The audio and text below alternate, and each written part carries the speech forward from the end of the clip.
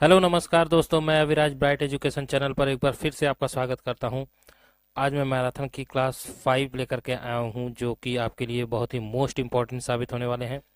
तो आज की ये 5वीं क्लास देखने से पहले आप लोगों को मैं कुछ बता दूं कि जो लोग भी चैनल को लाइक और सब्सक्राइब नहीं किए, पहले तो वो लाइक और सब्सक्राइब कर लेंगे, साथ ही साथ बेल आइकन की घंटी को भी प्रेस कर देंगे। और दूसरी बात, टेलीग्राम चैनल को जरूर ज्वाइन करिएगा, क्योंकि आपकी प्रैक्टिस के लिए वहाँ पे सुबह शाम दोनों टाइम आपको पीडीएफ प्रोवाइड की जा रही है। उससे आप प्रैक्टिस कीजिए और अपने आप को बेहतर बनाइए। ठीक है बच्चों, और ज़्यादा से ज़्यादा लाइक और शेयर कीजिए। ठीक है, तो चलिए बिना समय गंवाए शुरू करते हैं आज का ये सेशन। आज का पहला क्वेश्चन देखते हैं क्या कहता है। लिब्रे ऑफिस में रेडो करने की शॉर्टकट कुंजी क्या होती है? एक होता है अंडो करने की, एक होता है रेडो करने की। तो यहाँ पे रेडो करने की पूछा है लिब्रे ऑफिस में।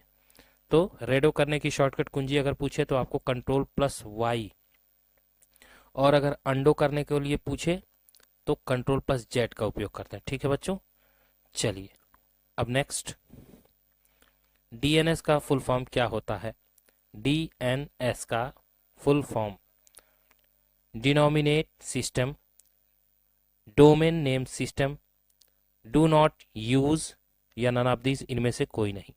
डीएनएस का फुल फॉर्म क्या होता है? डोमेन नेम सिस्टम को क्या कहते हैं?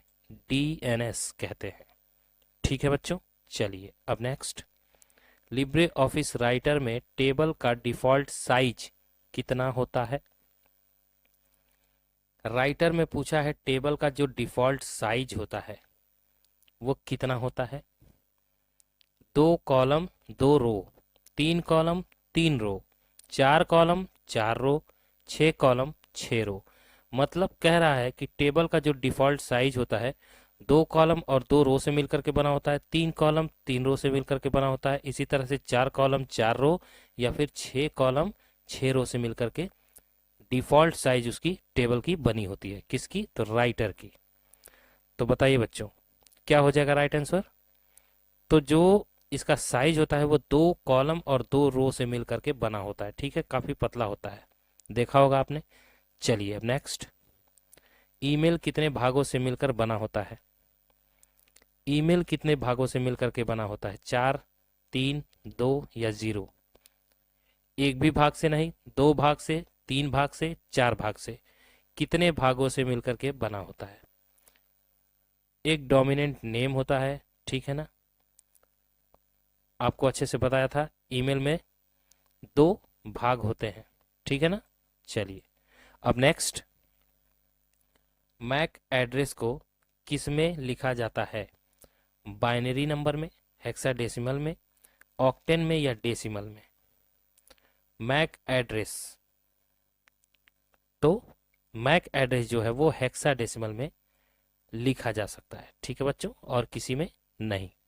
चलिए अब नेक्स्ट, इनमें से डाटा स्टोर करने की क्षमता सबसे अधिक किस में होती है? सेकेंडरी मेमोरी में, प्राइमरी मेमोरी में, रैम मेमोरी में, या रजिस्टर मेमोरी में? किस में सबसे ज्यादा क्षमता होती है डाटा को स्टोर करने के लिए? तो सेकेंडरी मेमोरी जो होती है उसी में अपने हिसाब से ज्यादा घटा बढ़ा सकते हैं, तो सेकेंडरी मेमोरी ही कहलाती है, ठीक है ना, सबसे ज्यादा कैपेसिटी वाली मेमोरी। चलिए अब नेक्स्ट, अगला है, यदि किसी को ईमेल भेजते हैं और ईमेल एड्रेस गलत है तो वह मेल कहाँ पर मौजूद रहता है? ईमेल एड्रेस अगर गलत है तो वो मेल जो आपने लिखा है या भेजने के लिए तैयार किया है वो मेल कहाँ पे जाके रुका रहता है? सेंट बॉक्स में, इन बॉक्स में, आउट बॉक्स में, ड्राफ्ट में? तो कहाँ पे रुका रहता है बच्चों? तो जो मेल आपने भेजा है वो आउट बॉक्स में जा करके रुका रहता है। अगर एड्रेस गलत है तो वो जाएगा नहीं, अगर चला गया होता तो सेंट बॉक्स में होता, ठीक है ना। जो भेजा गया मेल होता है उसे सेंट बॉक्स में, जो आया हुआ मेल रहता है वो इनबॉक्स में, और जो नहीं भेजाया गया रहता है, लिख दिया गया रहता है, वो आउट बॉक्स में जाता है। चलिए दोस्तों अब नेक्स्ट, गवर्नर की सीमा इनमें से कौन सी नहीं है? गवर्नर की सीमा इनमें से कौन सी नहीं है? Human society, application testing, security, या नन ऑफ दीज, इनमें से कोई नहीं। गवर्नर की सीमा कौन सी नहीं है? एप्लीकेशन को जो टेस्ट करने का काम होता है वो गवर्नर का काम नहीं होता, ठीक है ना, बाकी सब गवर्नेंस संभालती है। चलिए अब नेक्स्ट, कौन सी टोपोलॉजी सबसे अलग टोपोलॉजी कहलाती है? ये सारी की सारी टोपोलॉजियां दी हुई हैं, तो कौन सी टोपोलॉजी सबसे अलग टोपोलॉजी कहलाती है? तो मेश टोपोलॉजी, बस टोपोलॉजी, स्टार टोपोलॉजी या रिंग टोपोलॉजी, बताइए कौन सी टोपोलॉजी सबसे अलग टोपोलॉजी है? तो मेश टोपोलॉजी जो है वो सबसे अलग टोपोलॉजी कहलाती है। ठीक है बच्चों, याद रखिएगा। अब नेक्स्ट, जो भी ईमेल भेजा जाता है वह कहाँ पर स्टोर होता है? जो ईमेल हम भेज चुके हैं वो कहाँ पर रहता है हमारे फ़ोन में? सेंट बॉक्स में, इन बॉक्स में, आउट बॉक्स में, सेंड में? बताइए किस में रहता है? सेंड मतलब भेजने वाला, जो हम भेज रहे हैं, और जो भेज चुके हैं वो होता है सेंट, ठीक है ना। तो भेजा जाता है वह मेल कहाँ पे पाया जाता है बच्चों? तो जो ईमेल भेजा जा चुका है वो सेंट बॉक्स में पाया जाएगा। क्वेश्चन को 1 से 2 बार जरूर पढ़ें, तभी आपको समझ में आएगा। चलिए अब नेक्स्ट, पहले ग्राफिकल वेब ब्राउजर का नाम क्या है? Internet explorer, mosaic, Chrome, torch. पहला ग्राफिकल वेब ब्राउजर कौन सा है? हालांकि ये क्वेश्चन मैं पढ़ा चुका हूं आपको पता होगा, मोज़ैक होता है, ठीक है ना, आपको बता चुका हूं मैं। चलिए अब नेक्स्ट, OSI राउटर किस लेयर पर कार्य करता है? OSI राउटर किस लेयर पर कार्य करता है? तो transport layer, physical layer, network layer या नन ऑफ दीज, इनमें से कोई नहीं। OSI मॉडल जो होता है उसका राउटर किस लेयर पे काम करता है? तो नेटवर्क लेयर पे काम करता है। ठीक है बच्चों, option C is the right answer. चलिए अब next, cloud computing system stateful होता है, क्या ये बात सही है कि गलत है? क्लाउड कंप्यूटिंग सिस्टम स्टेटफुल होता है? तो बिल्कुल होता है, ठीक है ना बच्चों। चलिए अब नेक्स्ट, नेटवर्क विफलता प्राथमिक मुद्दा है, कह रहा है नेटवर्क विफलता प्राथमिक मुद्दा है, किस लिए? कैपेसिटी के लिए, रिलेबिलिटी के लिए, डेलीगेसी के लिए या नन ऑफ दीज, इनमें से कोई नहीं। नेटवर्क विफलता प्राथमिक मुद्दा तब कहलाता है जब रिलेबिलिटी होती है, ठीक है ना, रिलेबिलिटी। चलिए दोस्तों अब next, very very most important question है, equal to quotient 7,3 bracket close का मान क्या होगा? इक्वल टू क्वेटेंट ब्रैकेट में 7,3 ब्रैकेट क्लोज का मान कितना होगा? 3 होगा, 7 होगा, 10 होगा या 4 होगा? तो क्वेटेंट में जब ऑड हो तो सबसे लास्ट का जो स्मॉल डिजिट होता है वही उसका आंसर होता है, मैंने इसको बताया है, ठीक है बच्चों। चलिए अब नेक्स्ट, EMEI में कुल कितने डिजिट होते हैं? आपके फ़ोन में एक EMEI नंबर होता है, वो कितने डिजिट का होता है? 19 डिजिट, 17 डिजिट, 15 डिजिट, 7 डिजिट? आपको मैंने ये बता रखा है पहले से ही, तो आपको पता होना चाहिए कि 15 डिजिट का EMEI नंबर होता है, ठीक है ना बच्चों। कितने डिजिट का? तो 15 डिजिट का। चलिए अब नेक्स्ट, अगला क्वेश्चन है, निम्नलिखित में से कौन सा वायरस दोहराता नहीं है? वायरस, स्पैमवेयर, ट्रोजन हॉर्स या नन ऑफ दीज, इनमें से कोई नहीं।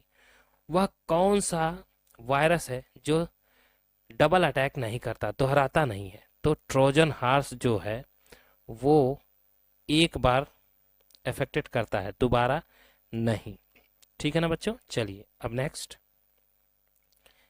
अगला है, निम्न में से कौन भारत में जमा प्रमाण पत्र जारी और नियंत्रित करता है? कौन है जो भारत में जमा प्रमाण पत्र जारी और नियंत्रित करता है?